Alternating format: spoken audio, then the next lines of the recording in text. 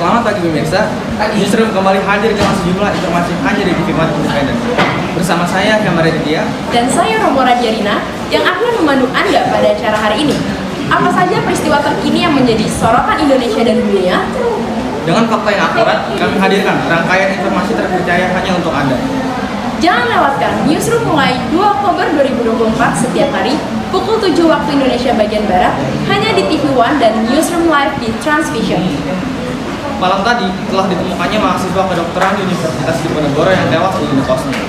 Warga setempat menduga kasus bunuh diri ini diakibatkan oleh perundungan dan tekanan studi yang berat yang dialami korban. Polisi menemukan jasad mahasiswi tersebut pada hari Senin 12 Agustus 2024 pukul 23 waktu Indonesia bagian Barat. Hingga kini, kasus ini masih mendapat perhatian Menteri Kesehatan Budi Gunadi Sadikin. Namun pihak Universitas Diponegoro membantah adanya perundungan yang terjadi di kampusnya. Rektor Universitas Diponegoro Suharmono menegaskan bahwa dugaan perundungan kepada peserta PPDS berinisial ARL itu tidaklah benar. Sementara itu, polisi menemukan barang bukti berupa buku catatan harian milik korban di kamar indekosnya. Buku tersebut mengungkap masa-masa sulit korban selama menjalankan pendidikan kedokteran, juga menyinggung beberapa urusan korban dengan para seniornya. Jasad korban ditemukan dalam keadaan miring layaknya tertidur di kamar indekosnya. Wajahnya terlihat lebam kebiruan. Polisi juga menduga bahwa korban menyuntikkan sebuah obat penenang ke dalam tubuhnya dengan dosis yang tidak seharusnya.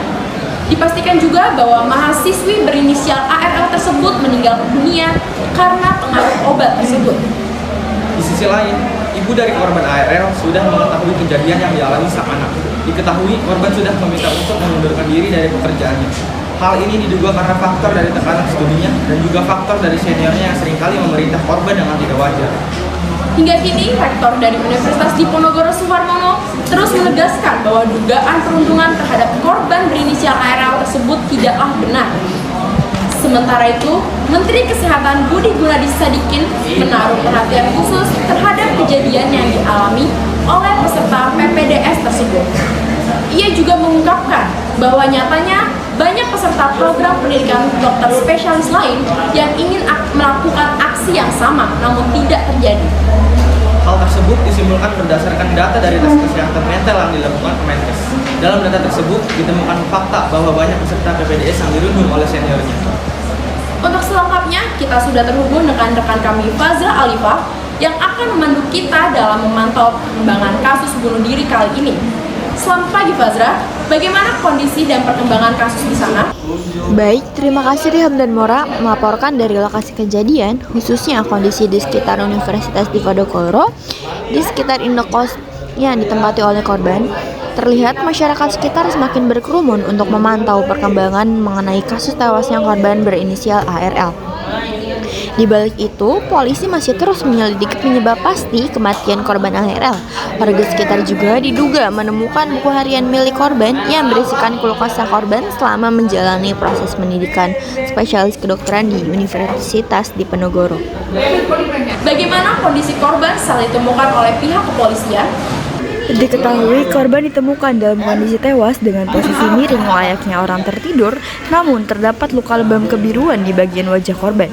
Polisi juga menemukan bukti lain berupa bekas suntikan berisi obat penenang atau pelemas otot pada salah satu bagian tubuh korban.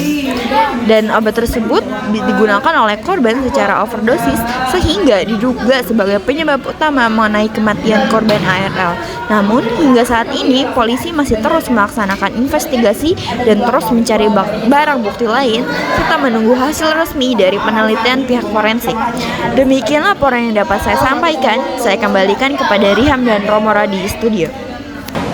Baik pemirsa, atas kejadian tersebut, Kemenkes telah mengambil langkah tegas, yakni dengan menghentikan sementara program studi anestesi di RSUP Dr. Karyadi sampai dengan dilakukannya investigasi dari langkah-langkah yang dapat dipertanggungjawabkan oleh jajaran Direksi Rumah Sakit Dr. Karyadi dan Fakultas Kedokteran Universitas Diponegoro.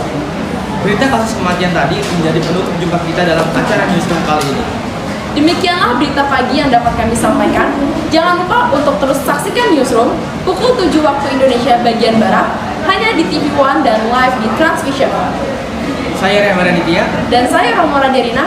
Kami pamit undur diri dan sampai jumpa di lain kesempatan.